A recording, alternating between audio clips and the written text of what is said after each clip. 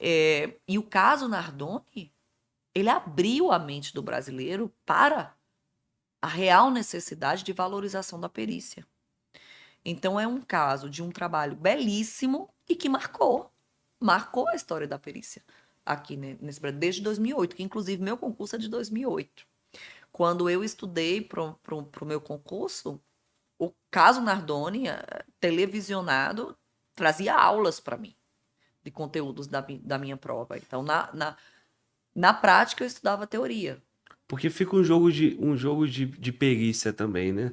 Tem a perícia, o assistente Tem um assistente que técnico, vai que é o tentar perito contrado, desconstruir, que né? tenta. Exatamente, que tem como papel primordial a desconstrução do laudo pericial oficial. Sou contra esse trabalho? De jeito nenhum.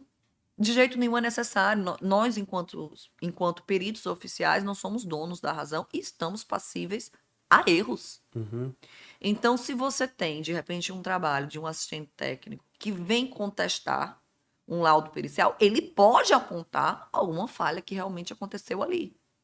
No caso Nardoni, houve, mas o parecer técnico, que é o documento produzido pelo assistente técnico, não surtia efeito, porque as provas já estavam perfeitamente Eu lembro que formadas. teve muita repercussão, passava no Fantástica e o perito. Do Aí, caso Nardoni. Sim, isso. porque o que acontece? Uma das provas mais fortes no caso Nardoni foi o laudo cadavérico da menina, que mostrava que ela não tinha morrido em decorrência da queda. Ela morreu em decorrência de uma asfixia mecânica do tipo esganadura, que sofreu dentro do apartamento.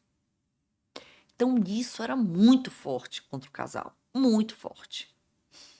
Isso significa dizer que, se a menina tivesse sido unicamente arremessada, tudo indica que ela teria sobrevivido. A grande questão foi a asfixia sem o socorro imediato, né? Dentro do apartamento mesmo. Então, a contratação de um assistente técnico veio justamente para tentar derrubar esse laudo cadavérico. Falar que a menina não sofreu asfixia mecânica. E aí se apresentou um parecer técnico mostrando que aquelas lesões indicativas de asfixia mecânica do tipo esganadura não era aquilo, Não era mas conclusivo. foram produzidos durante a queda. Foi em decorrência da queda. Sim. Mas só que é isso. A ciência é utilizada, só que aí quando você vê assim as lesões descritas nos grandes autores de medicina legal, você vê que aquelas lesões realmente eram lesões de asfixia mecânica do tipo esganadura. Não eram lesões compatíveis com queda, né? Então aí não teve como derrubar, porque o laudo cadavérico estava muito E correto. foi essa questão que você chama de que foi uma aula de perícia, Ah, sim, foi. conseguiu deixar evidenciado ali que foi Sim, o não momento só que foi isso, o laudo antes. cadavérico foi mais um. A gente teve o laudo de local de crime, né, dentro do apartamento, que mostrou que a menina chegou sangrando no apartamento. A menina estava sangrando, foi colocado luminol, o apartamento tinha sido limpo, o luminol demonstrou sangue, aquelas amostras foram coletadas, o sangue era da menina Isabela. Então a menina Isabela chegou sangrando dentro do apartamento. Então como é que o pai e a madrasta explicam isso, né? Muito forte também a morfologia das manchas de sangue indicam que a menina, ao momento que entrou sangrando no apartamento, ela estava sendo carregada a uma altura X, eu não lembro exatamente, mas a uma altura X. A morfologia das manchas de sangue nos dizem até isso, qual foi a altura que as manchas caíram. E era de uma altura que passava da altura da menina. Então, Estava sendo aquela menina carregado. estava sendo carregada. E aí, ao fazer essa medição, né, da altura dos braços nessa posição do pai da Isabela, se viu que a altura compatível com a queda daquelas gotas de sangue. Então, a menina chegou.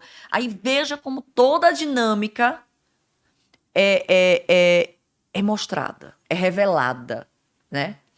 Então, a menina chegou sangrando, chegou sendo carregada e foi colocada no chão, ao lado do sofá.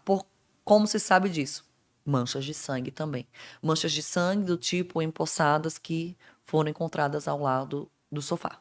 Mesmo após ter limpado, porque eles Sim, limparam a sim, área sim. toda. Sim, as Consegue ver, propriedades do sangue que fazem com que mesmo limpo, ele consiga ainda estar presente naquele ambiente, mesmo limpo, né? sim, Olha, essa superfície aqui absorve o sangue. Então, caiu sangue aqui em cima dessa mesa. A mesa é porosa. Então, por mais que eu limpe, o sangue já escorreu aqui nessa porosidade. e quando joga o E quando luminol, jogo o luminol, eu vou ver. Um chão, né? Limpo, mas nos rejuntos ali o sangue já escorreu. Se eu até quebrar aquela cerâmica dali, eu vou ver embaixo. sim. Então, são propriedades do sangue que permitem isso. Entendeu? Então, ali, aí você já tem toda a dinâmica. A menina foi colocada, depois a menina foi levada no quarto, a grade de proteção foi cortada, quem jogou a menina, subiu com o pé em cima da cama, a menina foi arremessada na posição tal. Então, foram detalhes. E quem fez isso? A perícia. Né? Aquela reconstituição do crime, Foi muito forte, ela é né? feita com esse laudo já pericial também Ai, é adiantado? lindo. É o que a gente chama a reprodução simulada dos fatos, né? Que está previsto no artigo 6º do Código de Sim, Processo Penal. É conduzida pela perícia. A reprodução, ela é requisitada quando se há dúvidas sobre o contexto de como aconteceu aquele crime, quando se há divergência entre as versões contadas pelos supostos autores, suspeitos, por testemunhas. Então, a reconstituição do crime, na verdade, reprodução, o nome correto que a gente dá, né? Porque a gente não reconstitui o crime, a gente reproduz. A reprodução do crime, ela é feita com base em depoimentos que foram dados do que aconteceu, porque você vai testar se aquele depoimento ele realmente é verossímil, se o que aquela pessoa falou é possível realmente ter acontecido. Então, os depoimentos são testados. Inclusive, tinha um vizinho que falava que ouviu gritos no apartamento. Então, foi reproduzido isso. E se chegou à conclusão que o vizinho não conseguiria ter ouvido gritos no apartamento. Então, essa versão já cai por terra dessa testemunha. Foi testada a versão que o casal Nardoni deu. E também caiu por terra. Então, ali você já desconfigurou 3 depoimentos. A reprodução também usa como base o laudo de local de crime para reposicionar a cena, para refazer tudo. Então, é utilizado muita coisa. Todos os depoimentos, laudo de local, tudo que você tiver disponível sobre aquele caso é utilizado para a reprodução. E a cena que ficou muito forte, ficou muito marcante, foi quando eles utilizam, né, a boneca do tamanho da Isabela, no peso da Isabela. Porque tem que se fazer isso, né?